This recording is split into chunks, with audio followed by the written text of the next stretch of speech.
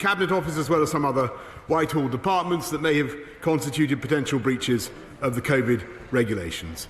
That process has quite properly involved sharing information continuously with the Metropolitan Police, so I welcome the Met's decision to conduct its own investigation, because I believe this will help to give the public the clarity it needs and help to draw a line under matters. But I want to reassure the House, Mr. Speaker, and the country that I and the whole government are focused 100% on dealing with the people's priorities, including the UK's leading role in protecting freedom around the world. And with permission, I will make a statement about the United Kingdom's response to the situation in Ukraine. This winter, we've witnessed a spectacle that we hope to have been banished from our continent. A large and powerful country massing troops and tanks on the border of a neighbour with the obvious threat of invading. Russia has, of course, already attacked Ukraine, illegally annexing 10,000 square miles of her territory in 2014, igniting a war in the Donbass region, and Ukraine has scarcely known a day of peace ever since. Now Ukraine faces the danger of a renewed invasion, and this time the force arrayed on Ukraine's frontier comprises over 100,000 troops, far bigger than anything Russia has deployed against her before. If the worst happens and the destructive firepower of the Russian army were to engulf Ukraine's towns and cities, I shudder to contemplate the tragedy that would ensue. Ukrainians have every moral and legal right to defend their country, and I believe their resistance would be dogged and tenacious, and the bloodshed comparable to the First War in Chechnya or Bosnia, Mr. Speaker, or any other conflict that Europe has endured since 1945. No one would gain from such a catastrophe. Russia would create a wasteland in a country which, as she continuously reminds us, is composed of fellow Slavs, and Russia would never be able to call it peace. For months, Britain has worked in lockstep with the United States and our allies across Europe to avoid such a disaster. We've sought to combine dialogue with deterrence, emphasising how a united Western alliance would exact a forbidding price for any Russian incursion into Ukraine, including by imposing heavy economic sanctions. And at the same time, we stand ready, as we always have, to address any legitimate Russian concerns through honest diplomacy. On the 13th of December, I spoke to President Putin, and I stressed that NATO had no thought of encircling or otherwise threatening his country, and that Russia enjoyed as much right as any other state to live in peace and security. But, as I said to him, Ukraine also enjoys an equal and symmetrical right to that of Russia. And I said that any attack on his neighbour would be followed by tougher sanctions against Russia, further steps to help Ukraine defend herself, and by an increased NATO presence to protect our allies on NATO's eastern flank. The truth is that Russia's goal is to keep NATO forces away from her borders. If that is Russia's goal, then invading Ukraine could scarcely be more counterproductive. My right honourable friends, the Foreign and Defence Secretaries, have both conveyed the same message to President Putin, and I'm prepared, of course, ready to speak to him again. Meanwhile, the American Deputy Secretary of State met her Russian counterpart in Geneva on the 10th of January, and the NATO-Russia Council gathered 2 days later, as the House knows. The American Secretary of State, Antony Blinken, met the Russian Foreign Minister last Friday, and the US administration has confirmed President Biden's willingness to have another meeting with President Putin, continuing the bilateral dialogue they began last year. But credible deterrence is the other side of the coin.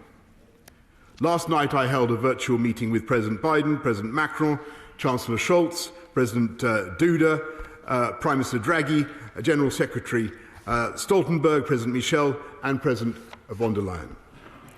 We agreed that we would respond in unison to any Russian attack on Ukraine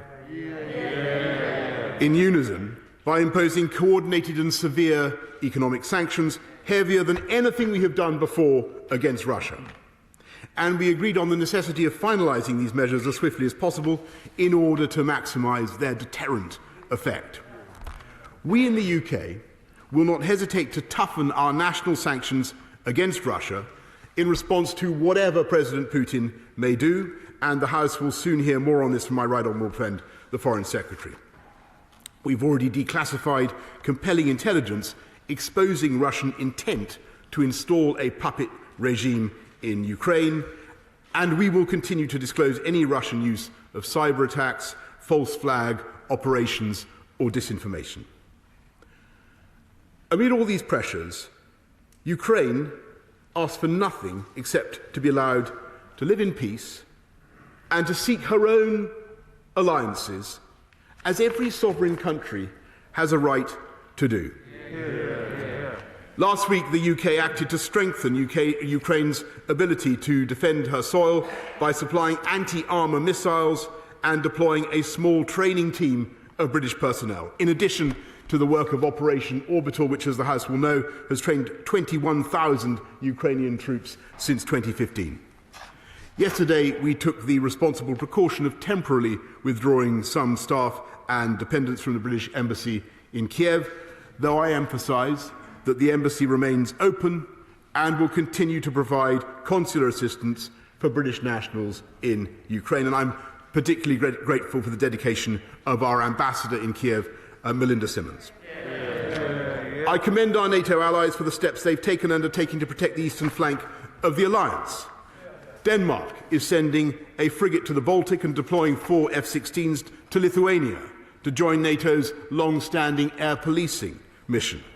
France has expressed its readiness to send troops to Romania under NATO command.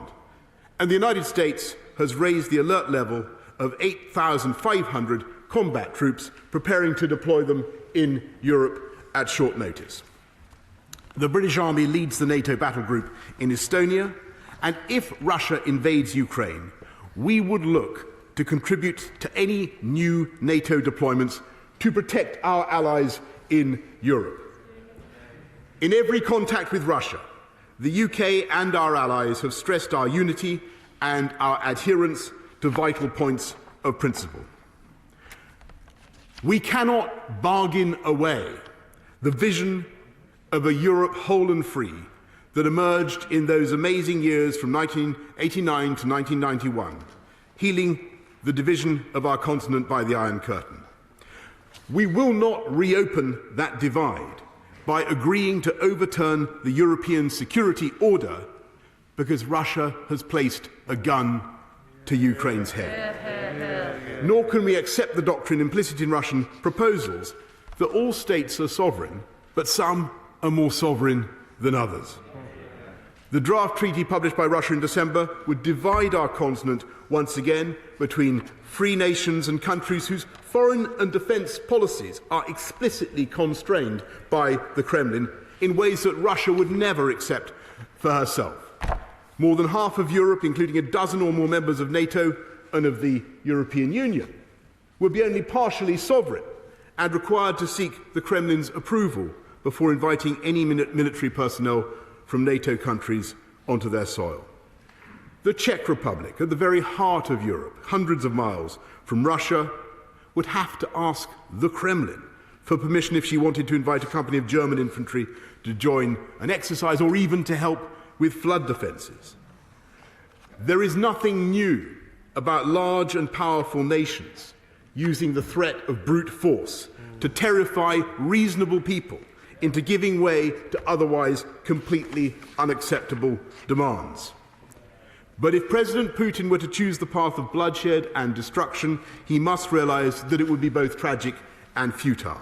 And nor should we allow him to believe that he could easily take some smaller portion of Ukraine to salami slice because the resistance will be ferocious. Anyone who has been to Kiev, as I have, and stood by the Wall of Remembrance, studied the portraits of nearly 4,500 Ukrainians who've died in defence of their country since 2014.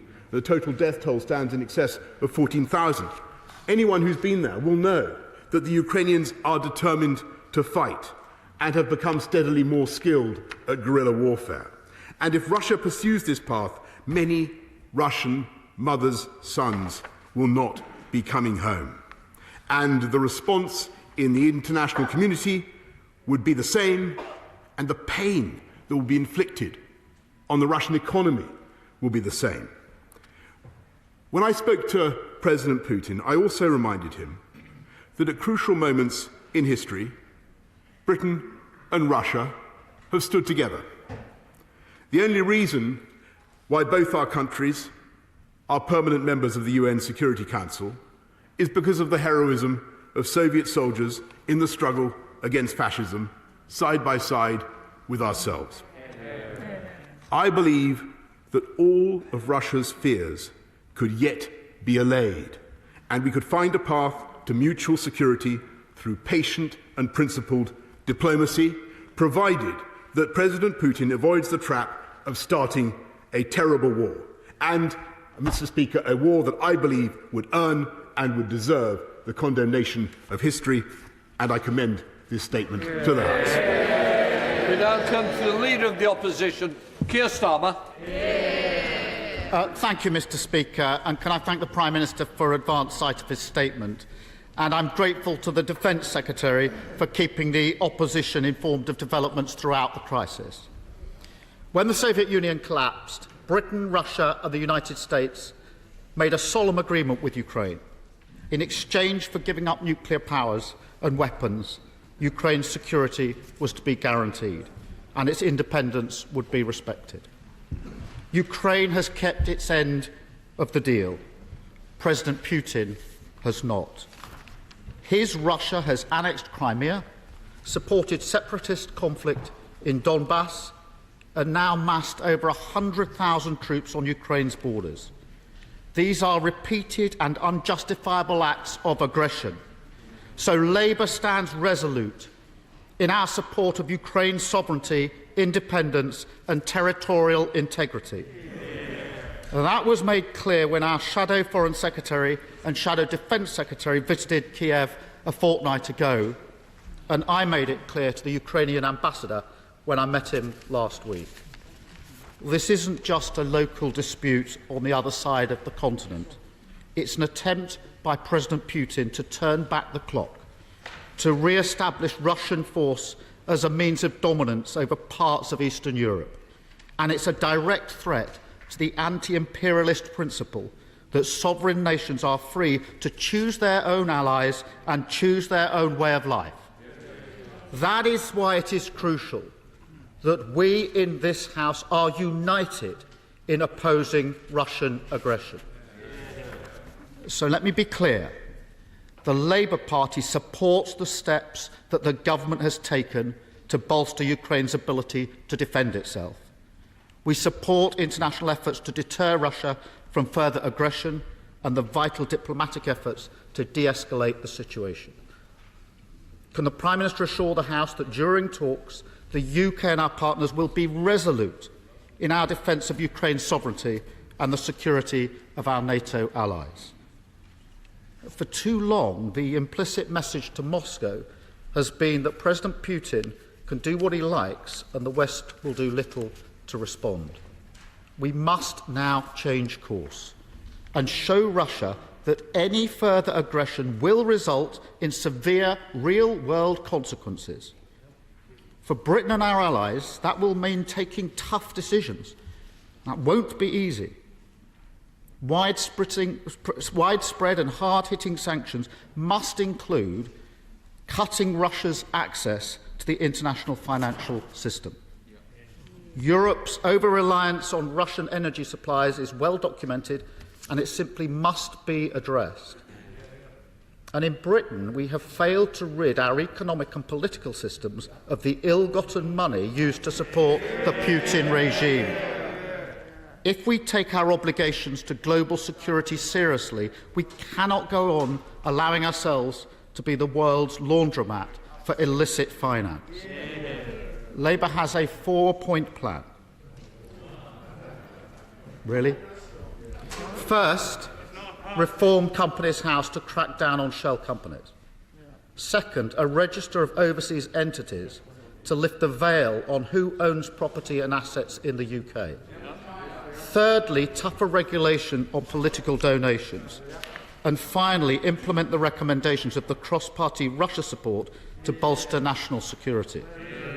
So I ask, will the Prime Minister support these measures to rid the UK of the loot of the corrupt Russian elite? We cannot stand up to Russian aggression abroad while facilitating Russian corruption at home. After the chemical attacks in Salisbury, after the annexation of Crimea, and now the threat of invasion in Ukraine, it's time to send a simple, clear and united message. We support Ukraine's sovereign right to choose her own destiny. We will stand with the Ukrainian people in the face of President Putin's threats. His aggression will come at a high price for himself and his regime. Thank you, Mr. Speaker. Prime Minister. Well, Mr. Speaker, I thank the right honourable gentleman, and I must say that I'm very glad that he supports the sovereignty and territorial integrity of Ukraine. And he's right to ask about the assurances that this country has given to Ukraine. And I must say that I have repeatedly told Volodymyr Zelensky, as I told his predecessor, Petro Poroshenko, many times, we stand four square behind the independence and sovereignty of Ukraine, Mr. Speaker, and we always will. And we have a hard-hitting package of sanctions ready to go. What I think would be fair to say is we want to see our European friends ready to deploy that package as soon as there should be any incursion at all by Russia into Ukraine. He asks about what we're doing to track down Russian money in this country and in this city. As he knows, we're bringing forward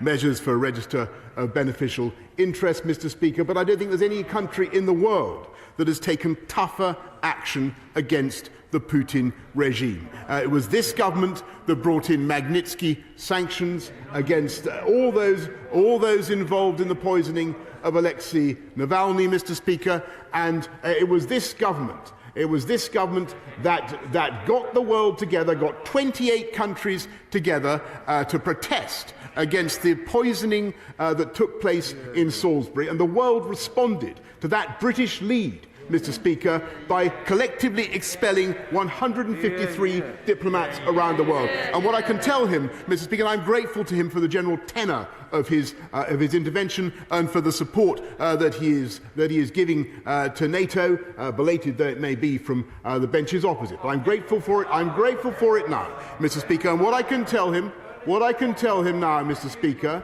is that that same leadership in assembling a response to Russian aggression is being shown by the UK now, and it is absolutely vital that the world, the West, is united now, because it is our unity now that will be much more effective in deterring any Russian aggression, and that is what this government will be pursuing in the days ahead. Tobias Elwood, Thank you, Mr. Speaker. As the Prime Minister articulates, the West is now regrouping, but the penny is also dropping. The threat of sanctions will not deter this Russian aggression, and a total or even partial invasion will have severe economic and security consequences felt right across Europe and beyond. Ukraine's grain exports will be affected towards Africa. Global gas prices will be impacted and skyrocket. And where might an emboldened Russia turn to next? So I ask the government to liaise with the United States and now consider a more simpler and effective option to deter this invasion by belatedly answering Ukraine's call for help. It is not too late to mobilise a sizable NATO presence in Ukraine, utilising the superior hard power the alliance possesses to make Putin think twice about invading another European democracy. Prime Minister. I thank him very much, and I know that he will, emotionally, many people will share what my honourable friend says, and he knows a great deal about Ukraine and about the issues that country faces. And of course, instinctively, many people would yearn to send active physical support in the form of NATO troops to Ukraine. I have to tell him that I don't believe that to be a likely prospect in the near term. Ukraine is not a member of NATO, but what we can do and what we are doing is sending troops to support Ukraine. I've mentioned the training operations that we're conducting under Operation Orbital, have done for the last 6 or 7 years, trained 21,000 Ukrainian troops. And, of course, we are now sending defensive weaponry, Mr. Speaker, defensive weaponry, which I think is entirely appropriate. 2,000 anti-tank weapons to the Ukrainians, and we join the Americans in that effort. As he knows, the Americans have sent about $650 million worth of military assistance to Ukraine. That is a vital thing to do, to stiffen Ukrainian resistance. But I think the real deterrent right now, Mr. Speaker, is that package of economic sanctions. That is what will bite, that is what will hurt Putin, and that, I hope, is what will deter him. Leader of the SNP, Ian Blackford. Thank you, Mr. Speaker. And can I thank the Prime Minister for advance sight of his statement, and join with the Leader of the Opposition in congratulating the Defence Secretary, who has made sure all through this that we've been kept informed of developments. It's most appreciated. And it is important, Mr. Speaker, that all of us in this House stand together in solidarity with our friends in Ukraine in defence of their sovereignty. We on these benches share the deep concern over the escalation of tension, the prospect of military aggression and that threat to Ukraine's sovereignty. Russia's actions in recent weeks and months of amassing troops, tanks and heavy military equipment near the border of Ukraine are unacceptable. We continue to support, above all, measures to resolve the crisis through diplomacy. So will the Prime Minister provide reassurance that work to deliver a peaceful and diplomatic outcome remains this government's main priority? The threat of bloodshed on European soil is what's at stake. As we stand with the people of Ukraine and understand the fears and concerns of Ukrainians across these islands, many of them who live in the UK but have family in Ukraine, the bedrock of NATO as a defensive alliance remains the solidarity between its member states, and it is clear that we need that united alliance. It is becoming increasingly apparent that should an incursion occur, what will be required is a tougher package of sanctions that are robust and that have real measurable impact.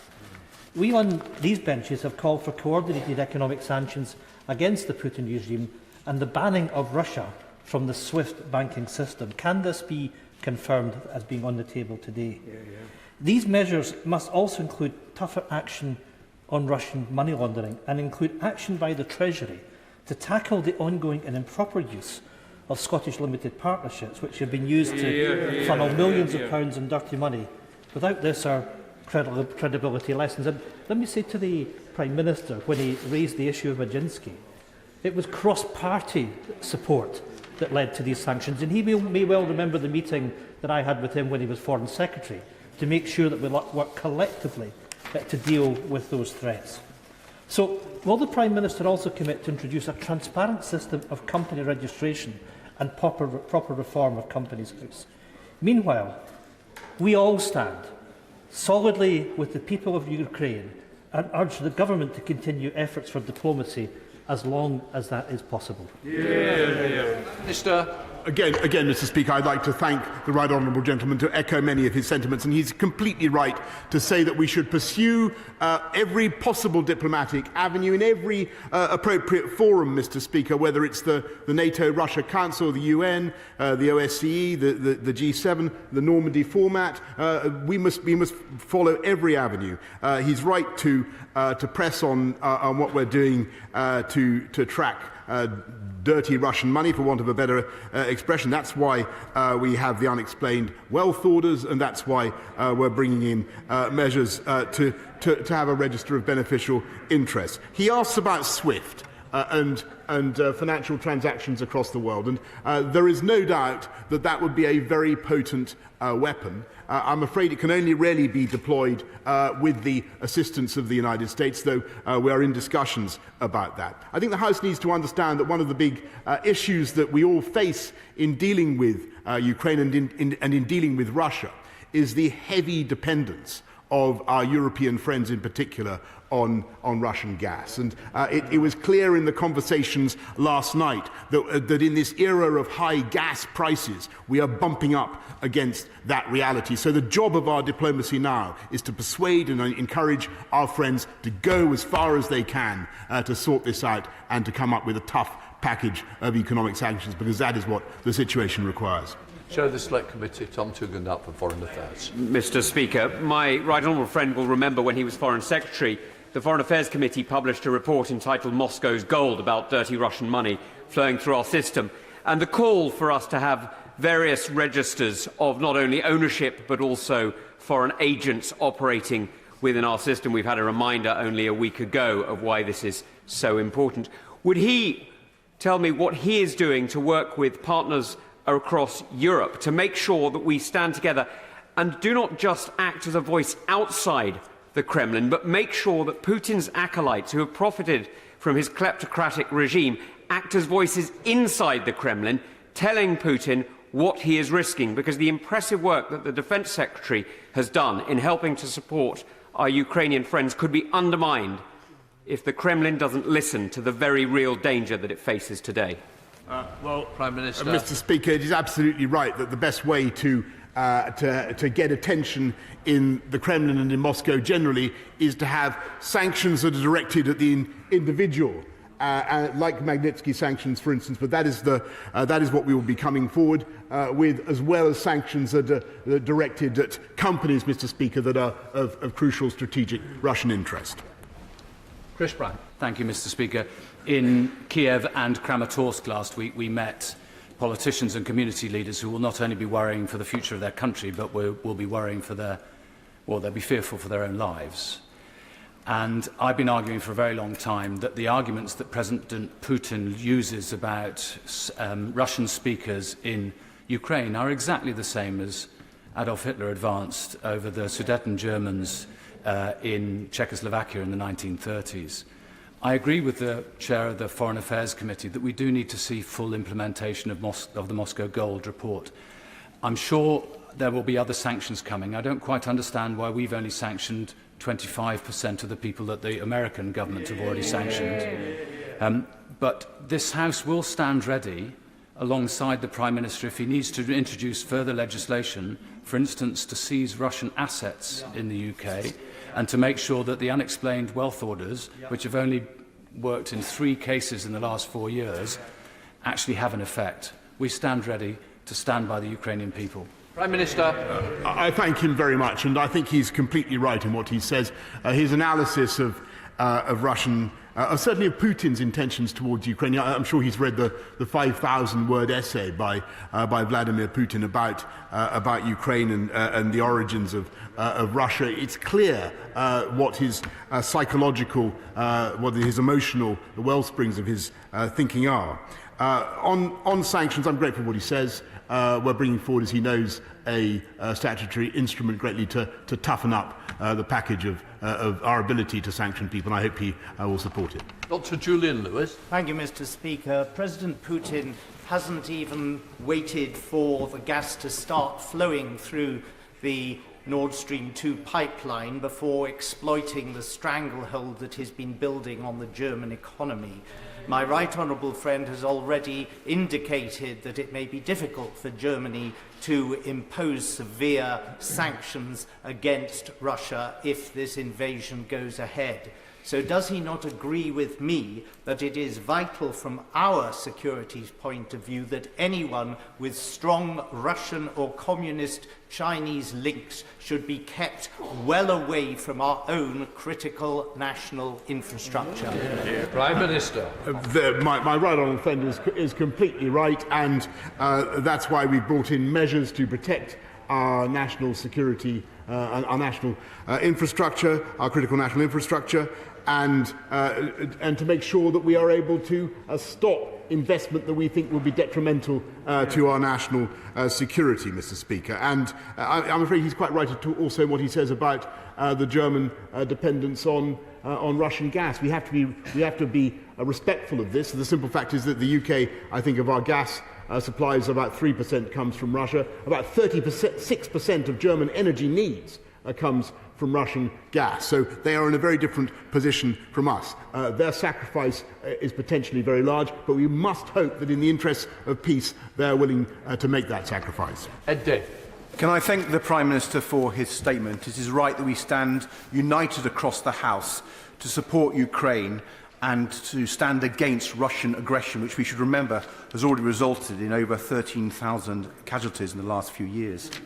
The Prime Minister has rightly talked about gas being an issue in this debate, particularly on Russia, but indeed in Germany, but across Central and Eastern Europe. And it will also potentially impact this country with the threat of increased gas prices at a time when families are already facing rocketing heating bills. So could I ask him to take further action on energy, as I did during the Russian invasion of Crimea? And so, alongside all the measures he rightly proposed in his statement, will the Prime Minister convene a summit of G7 energy ministers, as we had back in 2014, to look at how we can improve short-term and medium-term energy security, protect consumers in this country and elsewhere against rocketing gas prices, and give ourselves a much stronger hand in the face of Putin's aggression? Prime Minister. I thank him also, by the way, Mr. Speaker. I think that much of the work that he did on renewables when he was in office was prescient and valuable for this country, and it's put us in a stronger position to resist the Russian gas blackmail. As I told the House just now, of our gas supplies, only 3% comes from Russia, but he's also right about the spike in prices. That's why we're working together with President Biden, with other colleagues, to see what we can do to increase the supply of gas, both to Europe and, of course, to this country as well. Carl McCartney. Thank you, Speaker. If Russia invades Ukraine, does my right honourable friend see the potential, as I do, that it will lead to a flood of refugees crossing from the Ukraine into the EU? So Poland, Romania and Slovakia could see massive flows of displaced people. Indeed, that may be a part of Putin's thinking. The EU is then so distracted and full of infighting, i.e. refugees, that it cannot respond militarily. What does my right honourable friend think the response from Brussels is going to be? Maybe the Poles should have a bus station at the border crossing ready to take them all to Germany and France, especially given it is Berlin and Paris that have watered down any NATO response thus far. Because if this massive flow of refugees happens, it may well be the end of the EU. Prime Minister. My honourable friend is making a very valuable point, because, of course, we have seen only recently how refugees from Belarus have been used as tools of political warfare, and we've got to be conscious of the potential of the Kremlin to trigger exactly the kind of refugee crisis that he describes. Kevan Jones. Thank you very much. Can I thank the Prime Minister for his statement and agree with him that should Putin invade Ukraine, tough sanctions will be necessary. But the Putin regime relies and exists because it floats on an ocean of illegal and illicit finance, much of it that flows through the City of London. Yeah. Now, the Prime Minister just said that the UK has the strongest laws against such illicit money. I'm sorry, Prime Minister, that's just not true. Just look at what our allies in the United States are doing. Yeah. It is now time to attack that. That is the way to actually cripple this regime. And can you tell me when he is going to implement the Russia report and its recommendations? Because as my honourable friend from Rhondda said, if that needs emergency legislation to get it through, let's do it. Prime Minister. Madam Deputy Speaker, forgive me. I want to repeat what he's right that it's vital to guard against Russian dirty monies flowing through the world, and he's completely right in his analysis of the way the kleptocracy works. That's why we have the unexplained wealth orders. That's why we're bringing forward a register of beneficial interests, and we have a new corporate offence for failure to prevent tax evasion, Madam Deputy Speaker. And we will come down, and we do come down very hard on all those who are exploiting the City of London or anywhere else to wash dirty money. Mark Pritchard. I welcome the Prime Minister strongly underlining Ukraine's sovereignty and territorial integrity. Just back in November, Madam Deputy Speaker, there was no unanimity across Europe, increased even across the Atlantic, on the issue of Ukraine. That has changed since, over the last few months, with the good offices of the Prime Minister's Office, Defence Secretary and Foreign Secretary. He mentions his conversation last night with Chancellor Olaf Scholz. The Germans are a critical part of all of this, both on diplomacy and defence. They are a key international partner and ally. We can do it with the Americans, we can do it with others, but it would be far more effective if we do it with the Germans. Prime Minister. My honourable friend is completely right, and I just want to say a word or two in praise of Olaf Scholz, because last night in conversation with him it was clear, as I've said to the House, how difficult this is for Germany. Nobody should be any doubt about that, but it was also clear that the new German Chancellor is determined to stand with the rest of the West, to have a united front, and amongst other things, of course, Germany has made it clear that Nord Stream 2 cannot they can't take part in Nord Stream 2 if there's a Russian invasion of Ukraine. Ben Bradshaw.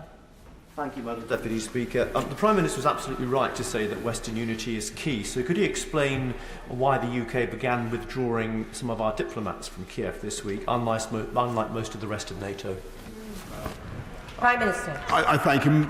We're actually in lockstep with the United States, and as he knows, we've kept at least 30 of our diplomats there, including Melinda Simmons, our outstanding ambassador. The UK presence continues to be very strong in Kiev, but those are sensible precautionary steps.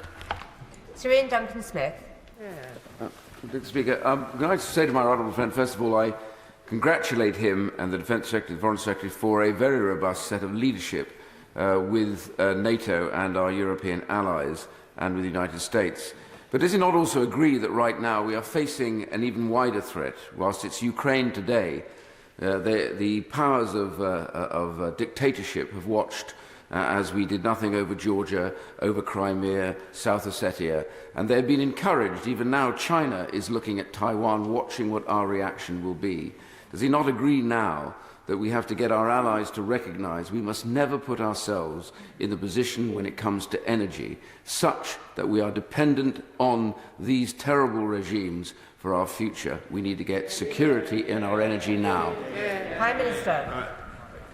My right honourable friend is completely right in what he says about the need for us to guarantee the independence of our energy. That's why it's so vital that we're building our wind power and other renewables so fast, Madam Deputy Speaker. But he's also right in his analysis of what is happening. What Putin basically wants is to go back to the Yalta system of spheres of influence.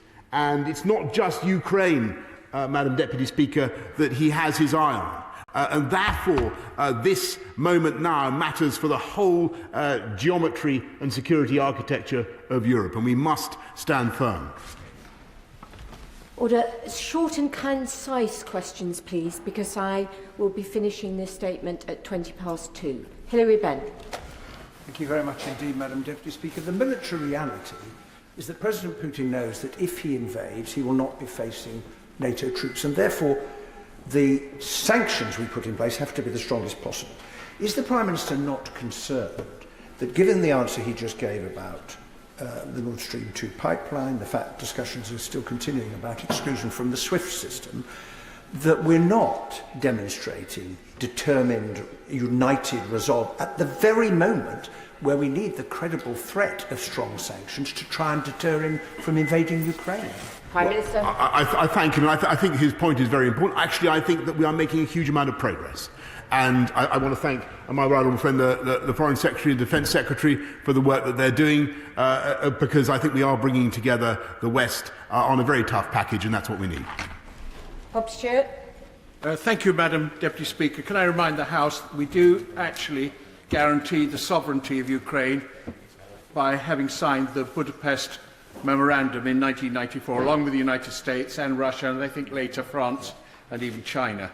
But could I ask my right honourable friend if he agrees with me that if we really economically and financially strangle Russia with sanctions, Russia could well become bankrupt, and this alone might be something to cause Mr. Putin to blink before he gives agreement to using military power and turning it into military force? Prime Minister.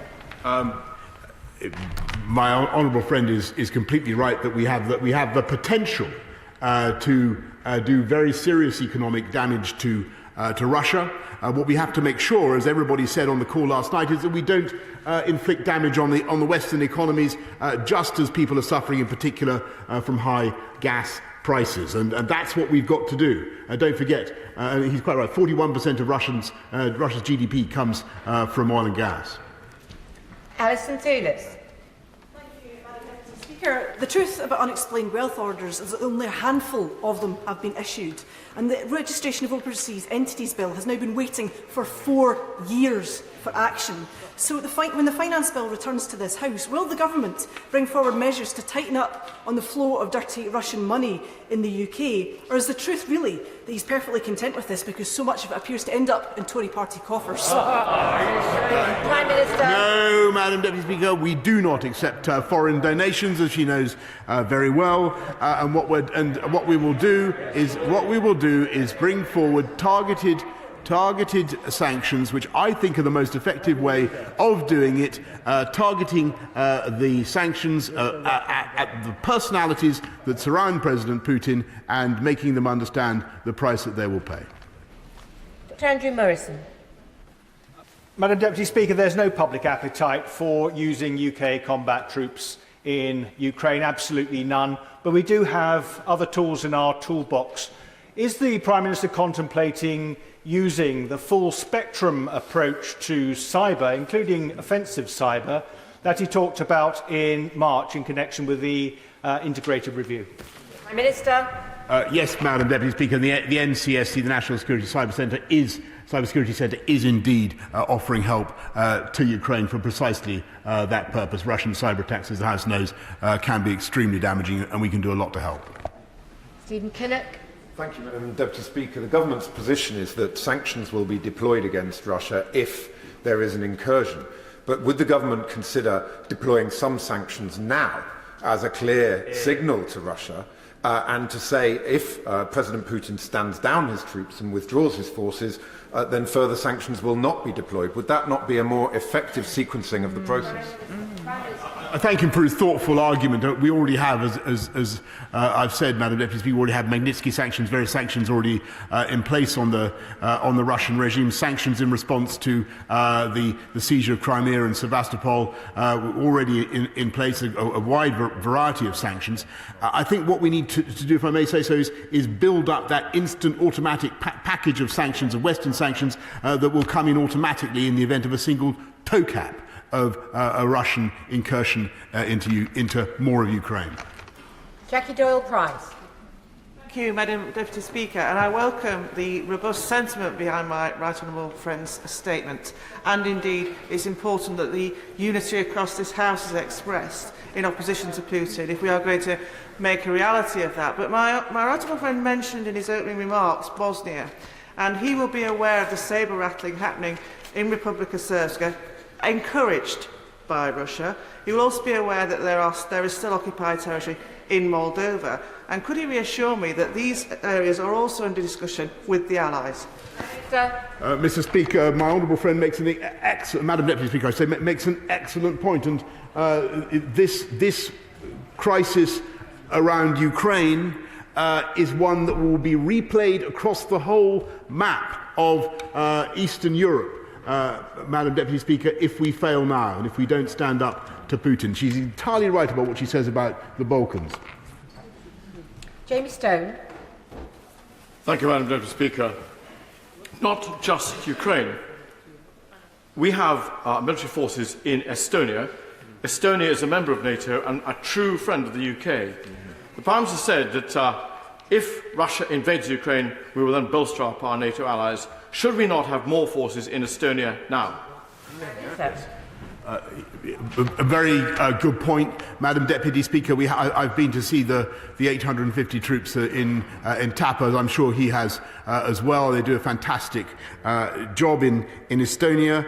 What we're looking to do is potentially to increase our presence in the NATO southeastern flank as well. Bernard Jenkin.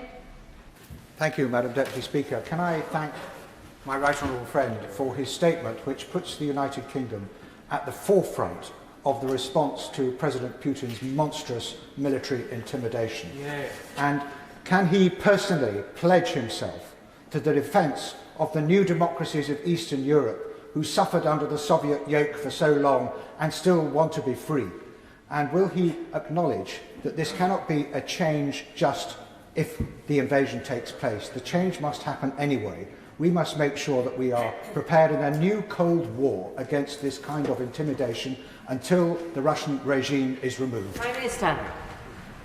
I thank my right honourable friend, and I know that he speaks for many friends and many good allies in Eastern Europe, in Poland, in the Czech Republic, in the Baltic states. There are people who would precisely echo his sentiments, and that's why we have to stand strong and united today for Ukraine.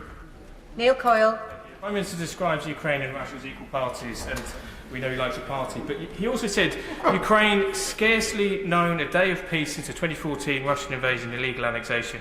Indeed, in December there were 128 shellings of Ukrainians in Donetsk, and 3 Ukrainian soldiers have been murdered by Russian-backed forces since January.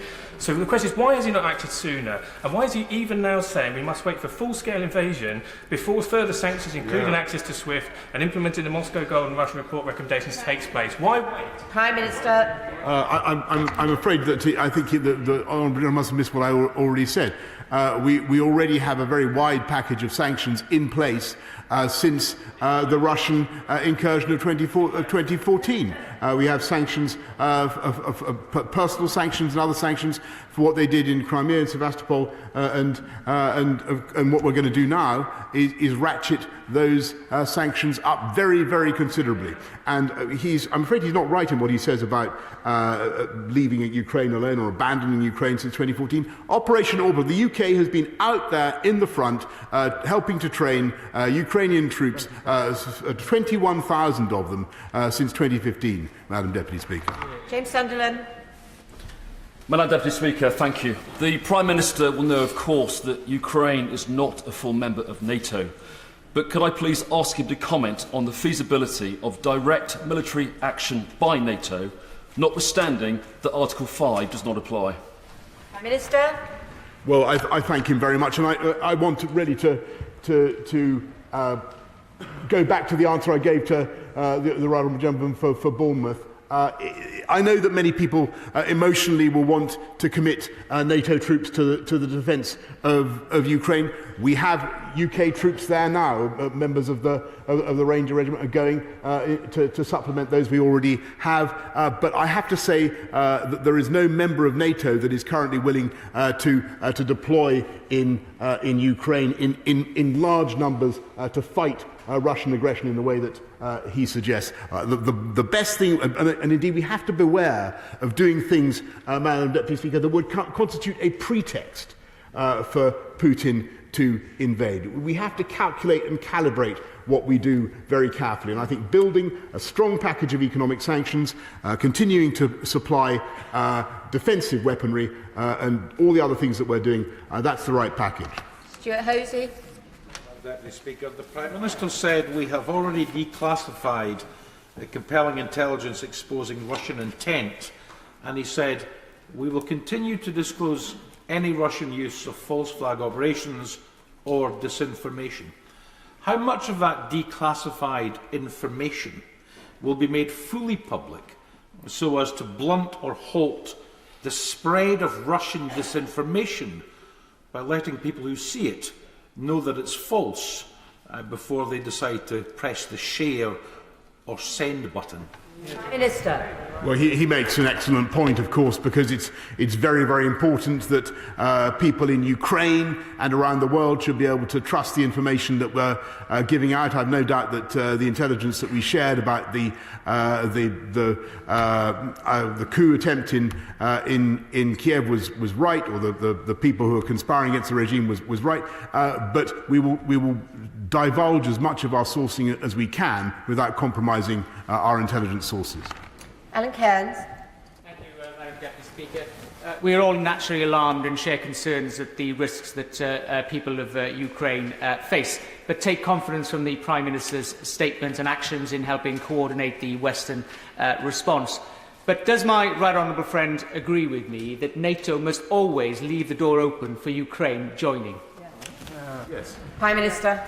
My right honourable friend is completely right, and he puts his finger on the fundamental point and the thing that we cannot bargain away. A sovereign country must have the right to choose her own destiny, choose its own destiny. That's what Ukraine must have. Of course, the path to NATO membership will not be easy for anybody, and it's not. No one is saying that is going to happen immediately. But a country must be allowed to choose its own way forward, and that's what we're sticking up for. Stephen Farrow. Thank you very much.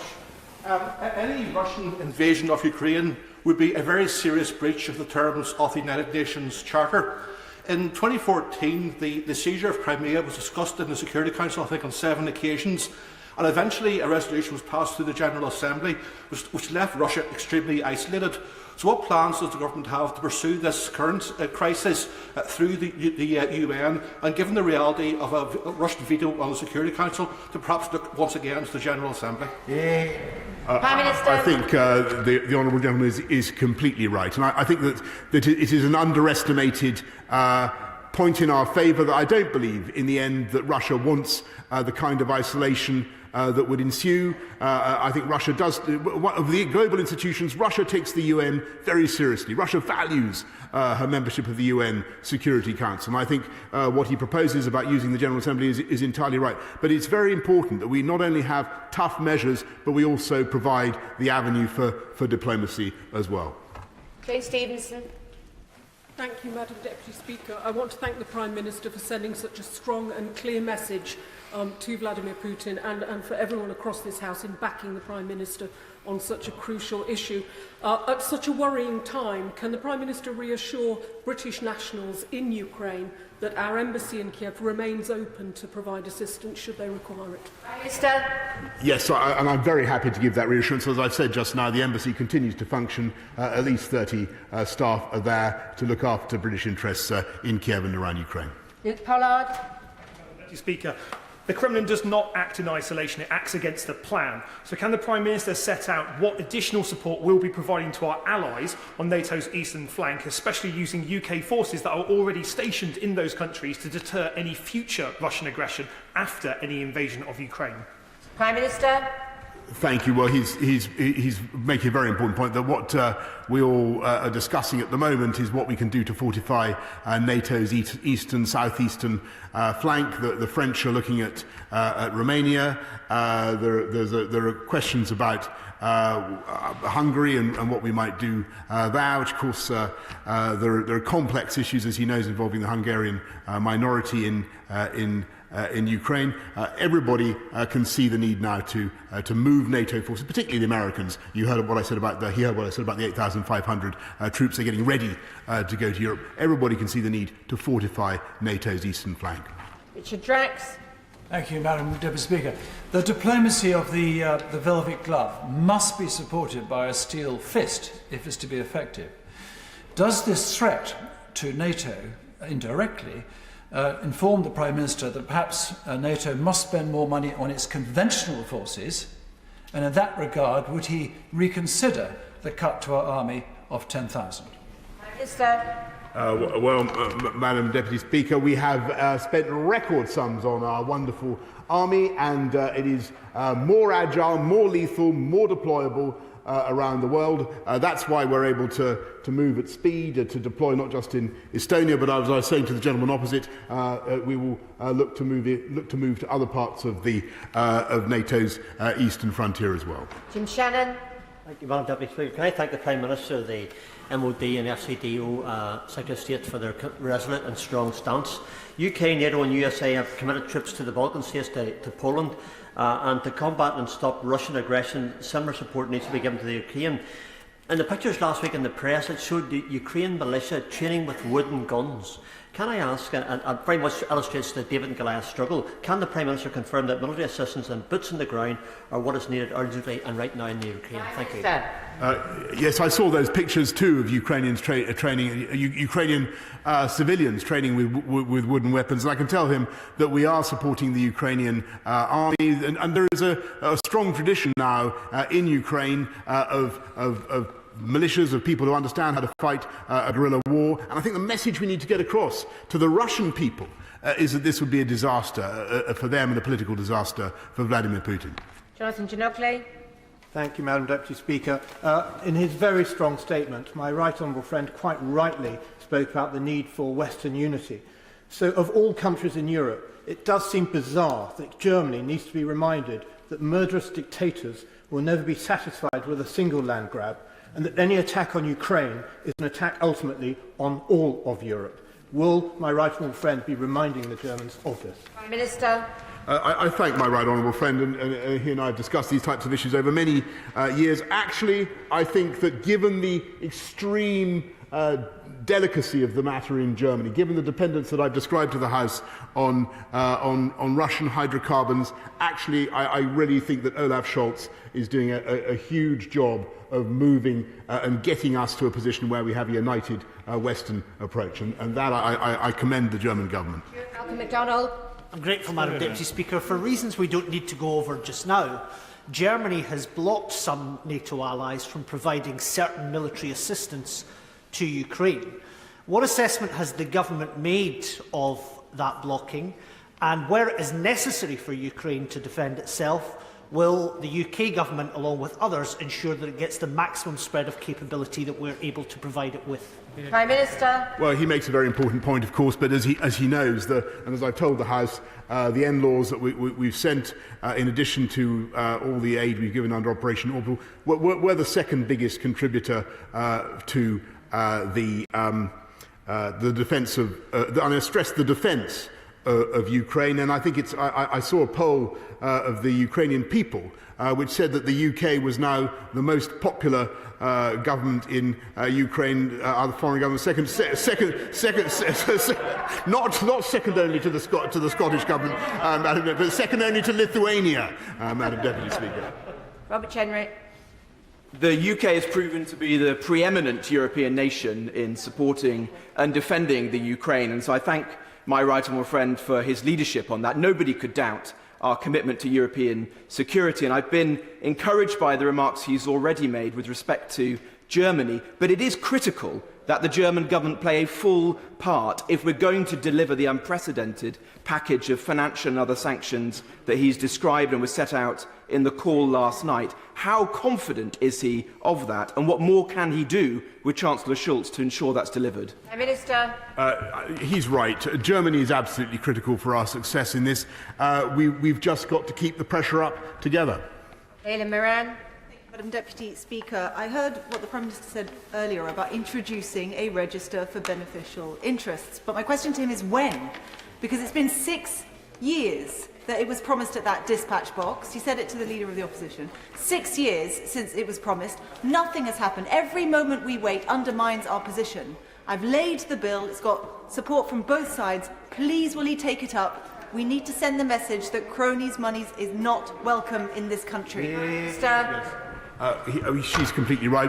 In addition to the unexplained wealth orders and the crackdown on tax evasion, we do want to register a beneficial interest. And I can tell her that my right honourable friend, the Leader of the House, tells me we will do it as soon as parliamentary time allows. Jason McCartney. Thank you, Madam Deputy Speaker. I have a vibrant Ukrainian community in my Colne Valley constituency. I met with many of them earlier this month. Will the Prime Minister please reassure my constituents of our commitment to the defence support package for Ukraine, our readiness to unleash economic sanctions on Russia, and also stand firm for freedom and democracy alongside the Ukrainian people? Prime Minister. Yes, Madam Deputy Speaker, and the UK has been at this for a long time now, and I think it was an important signal that I hope he will take back to his constituents that we stuck up for Ukrainian rights of navigation when we sent HMS Defender. Through that route, if you remember, the government came under some pressure from people for taking what was described as a provocative route. All we were doing, Madam Deputy Speaker, was sticking up for the rights of freedom of navigation for the Ukrainians. Alan Smith. Thank you, Madam Deputy Speaker. The Russian regime is a clear and present danger to the rules-based international order, so the SNP will be part of the coalition in Ukraine's defence. But in that spirit, would the Prime Minister accept the real frustration on this side of the House that his own credibility, the credibility of his own government and all of us, has been undermined by continued inaction in implementing the Moscow's Gold Report and the Russia Report, we would support the legislation to strengthen his own credibility. Let's get on with it. Prime Minister. Madam Deputy Speaker, I don't think that's fair. The government has been absolutely ruthless in implying Magnitsky sanctions, which his right honourable friend helped to promote. It was my right honourable friend, the Lord Chancellor, who produced them. They're a great thing. We've targeted people involved in the poisoning of Alexei Navalny, and we will use direct targeted sanctions now against the Putin regime. Felicity Blackburn. Thank you, Madam Speaker. Ukraine has very strong historical and cultural links to my constituency of Kensington, with the Ukrainian Embassy, the Cultural Centre and the Ukrainian Institute, all based in Holland Park. Can my right honourable friend assure me that we will do everything to support the people of Ukraine in their desire to live in peace? Prime Minister. Yes, indeed, Madam Deputy. I'm familiar with the statue of, I think, St. Volodymyr in her constituency, and I know the amazing contribution of the Ukrainian community to our great capital, and I hope she will pass the message that we stand foursquare with them. Madam Kaiser. Thank you, Madam Deputy Speaker. A percentage of our natural gas comes from Russia, and Putin has already said that he'll turn off the taps if he deems Moscow to have been unfairly sanctioned by the West. My constituents of Airdrie and Shotts are already struggling with rising fuel costs, and that's why I voted in the SNP increasing cost of living debate yesterday. Does the Prime Minister accept that he must bring in a package of policies to help families pay for bills on the domestic front so that this international issue does not compound the problem? Prime Minister. Well, Madam Deputy, she's quite right to draw attention to the price spike in energy around the world. Actually, Russian gas only comprises 3% of the UK's gas supplies, but what we've got to do is mitigate the impacts on families of the costs of energy with all the cold weather payments, everything that we're doing to increase the living wage, all the support that we're giving families throughout the winter and beyond. Sheriff Farah. Thank you, Madam Deputy Speaker, and may I commend my right honourable friend on his tough statement. The point has already been made about the disinformation that is coming from the Kremlin, but my right honourable friend will appreciate that a lot of that is targeted towards NATO itself. Would he use this opportunity to make it absolutely clear that NATO is a defensive organisation and that it should not in any way be construed as being offensive or threatening? Yes, I thank my right honourable friend, and he is so right, because that is the misconception, whether it is witting or otherwise. Russia persists in the fiction that NATO is somehow an aggressive alliance and a threat to Russia. NATO is not an aggressive alliance. Russia is not encircled by threats, and it is absolutely vital that we convey that to Vladimir Putin. And I think if he can understand that, that is the route to progress, and that is the diplomatic path that we've got to follow. Martin Dr. Hughes. Thank you, Madam Deputy Speaker. The Prime Minister will get every support for defending national self-determination from these benches within Europe, but does he not agree it's now time that the UK Government sign a robust security and defence agreement with the European Union to replace that signed in the Lisbon Treaty, critically, Article 42.7? Prime Minister. I thank him. Actually, if you look at what's happening, and the conversation that I had last night with European partners comprised the vast bulk of defence spending in the West, and we work very closely with our European partners, as we do with all our NATO partners, and NATO remains the primary vehicle for our defence, and NATO is a very valuable interlocutor with Russia, and the NATO-Russia Council has proved its worth in the last few months. Philip Hollowbone. This is the wake-up call that NATO needs, so that all its members finally meet their obligations to spend at least 2% of their GDP on defence. Prime Minister. My honourable friend is completely right, because I think, as so many colleagues have said, this is not just about Ukraine. This is about the ambition of the Kremlin to seize this moment to try to reimpose a new order, a new security architecture in the European continent, one that we absolutely reject. Madam Deputy. We stand for the rights of free peoples everywhere to determine their own fate. That was the fantastic achievement of the end of the Cold War, the fall of the Berlin Wall, that high moment in 1990 when we had a Europe whole and free. That's what we're trying to protect. Last question, Margaret Ferrier. Thank you, Madam Deputy Speaker. There are reports of some Ukrainians beginning to stock up in non-perishable goods. Can the Prime Minister confirm that the Government has plans in place to support provision of necessities to ordinary Ukrainian people if necessary? Of course, we will do what we can to provide economic support in the event of a disaster, but the most important thing we can do now is try to prevent that disaster from occurring. That is by unifying the West in the way that I've been describing this afternoon. Order. I thank the Prime Minister for his statement. I'm sorry not everybody could get in, but we do have to move on to the next business. Order, Alistair Carmichael. Thank you, Madam Deputy Speaker. Since the Paymaster General responded to the urgent question, it has been reported that the Metropolitan Police actually want the full Grey report to be published and are surprised at the Government's position. Now, given what the Paymaster General told the House about the Government cooperating with the police, if this is confirmed, then we would expect them to do so. But can you give us guidance, Madam Deputy Speaker, about what the House can do to enforce that if they do not?